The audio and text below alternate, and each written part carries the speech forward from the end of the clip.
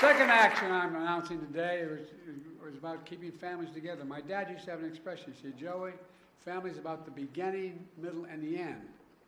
About keeping couples together who are married, where one spouse is a U.S. citizen, the other is undocumented. They've been living in the United States for at least 10 years. These couples have been raising families, sending their kids to church and school, paying taxes, contributing to our country for 10 years or more. Matter of fact, the average time they've spent here is 23 years, people are affected today. But living in the United States all this time with fear and uncertainty. We can fix that, and that's what I'm going to do today.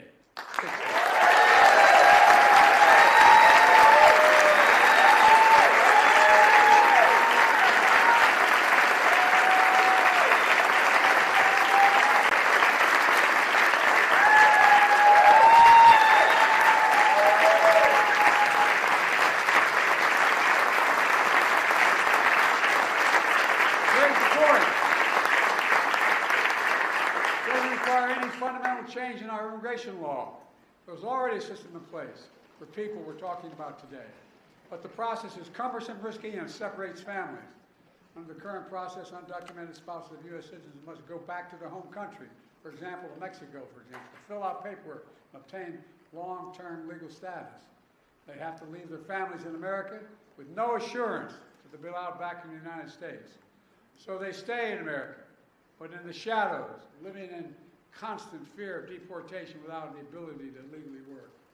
All this, even though under the law today, they are eligible for long-term legal status. Today I'm announcing a common-sense fix to streamline the process for obtaining legal status for immigrants married to American citizens who lived here for a long time. For those wives or husbands and their children who have lived in America for a decade or more but are undocumented, this action will allow them to file paperwork for legal status in the United States, allow them to work while they remain with their families in the United States. Let's be clear, this action still requires undocumented spouses to file all required legal paperwork to remain in the United States. It requires them to pass a criminal background check, and it doesn't apply to anyone trying to come here today. It only applies, this action is a better way.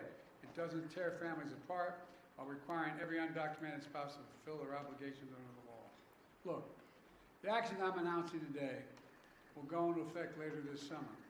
And by the way, just as was true for the protection of dreamers, the steps I'm taking today are overwhelmingly supported by the American people, no matter what the other team says.